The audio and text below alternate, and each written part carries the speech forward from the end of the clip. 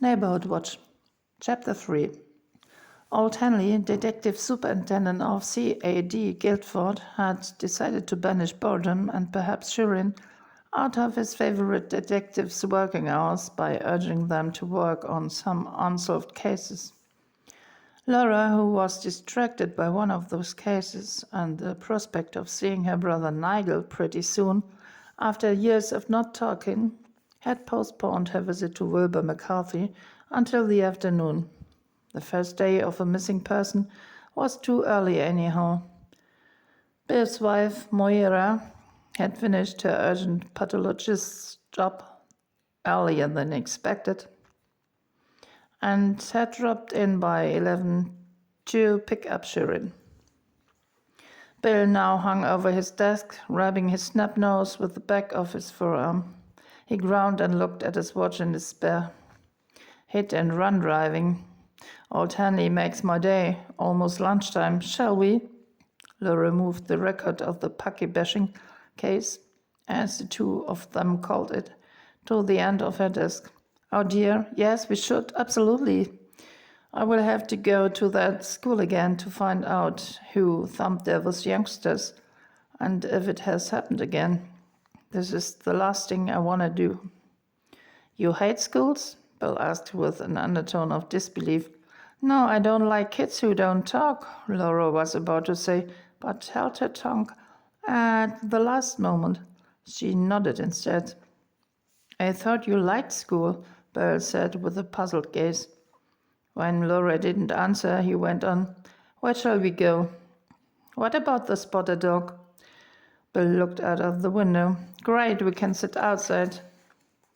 Half an hour later, they were enjoying their meals in the sunshine on the garden chairs of the pub. Josh had joined them when they left the office. The romantic beer garden on the banks of the River Wee was crowded as always on sunny days like this. The smell of French fries and grilled fish lingered over the wooden patio that gave the place something of a Wild West appearance. Although the historic building was a half-timbered house, an architecture Surrey was famous for. The hanging baskets at its front and on the lampposts beamed with red, white, and yellow blossoms. Laura had put her jacket over the back of her chair and regretted that he had chosen a pair of jeans that morning instead of her light green summery dress. She liked it because it made her dark chestnut-colored hair glow like cherry, and it was Josh's favorite. The waiter, a handsome guy of African origin, came by and brought Laura's cider and more salt and vinegar crisps, Josh's favorite snack, which he ordered every time at the pub. Laura smiled at him. Josh smiled back fleetingly and turned to Bill. What a pity you couldn't have kept Shirin and brought her here, he just uttered, and displayed a silly smirk. Laura knew from young mothers and fathers, or from brand new cat owners. She tried to control her sarcasm. Those two guys were getting on her nerves, definitely. Shirin here, Shirin there, as if the world consisted only of babies. She liked Shirin herself, as she liked Moira and Bill, but the baby didn't belong in the office. And babies didn't belong in Laura's life. She was a burnt child herself. Before Bill could join in again about how nice his daughter was, Laura changed the subject. Although speaking about work was an agreed no-go, she had to break this taboo if she wanted to end the baby talk. Any idea if the National Front is busy in our area again, especially in Wesley? She asked. Bill looked at her as if insulted, and Josh shook his head. He left aside any psychological approach, as Laura usually preferred it.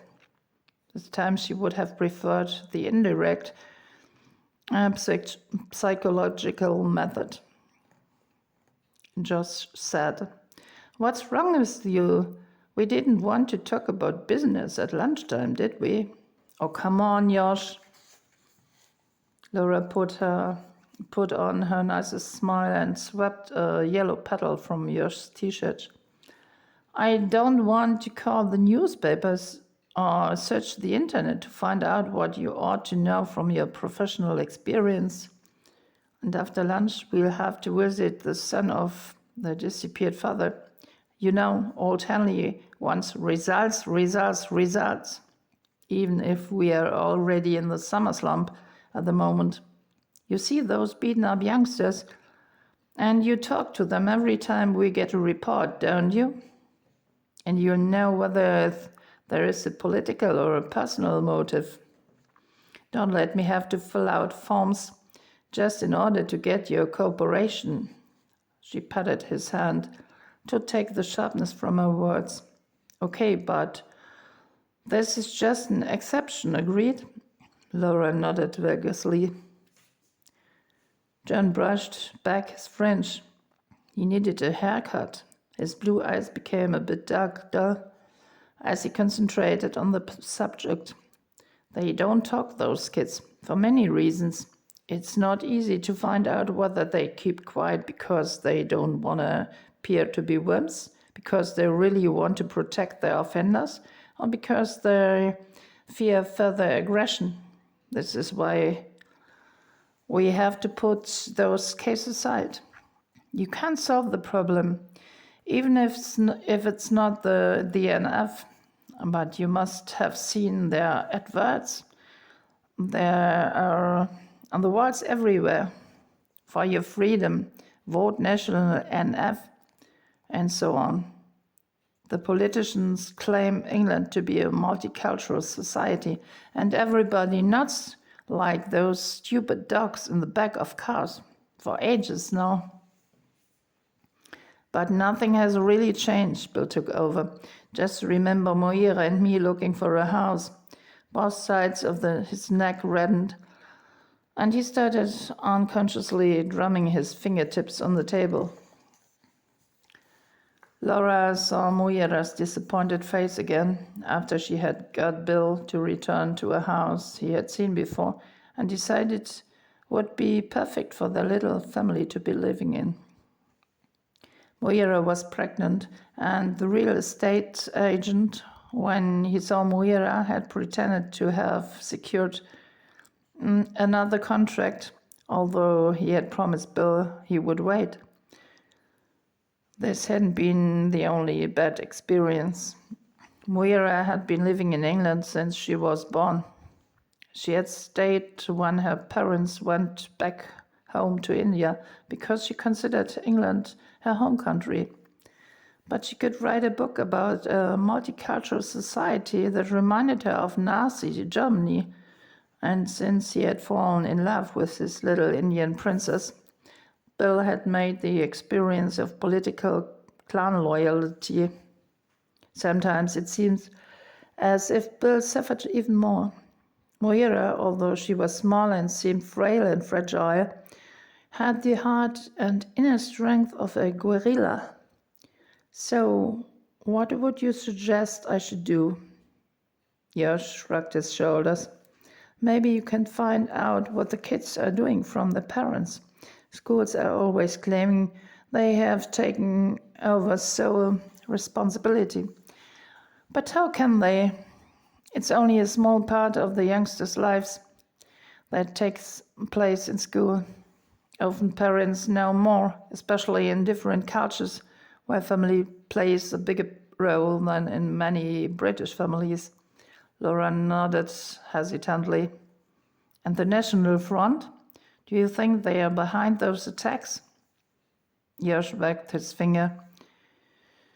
They are still active. Maybe they have the dirty fingers in the schools recruiting new members. I don't know. We have no hints suggesting NF involvement, but beating up Pakistanis or any other foreign-looking persons sound like them. Remember their slogans: stop immigration, start repatriation, and pensioners before immigrants when it comes to social housing.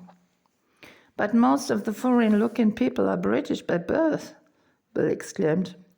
Josh nodded and said, "We know, but those neo-Nazis don't accept that.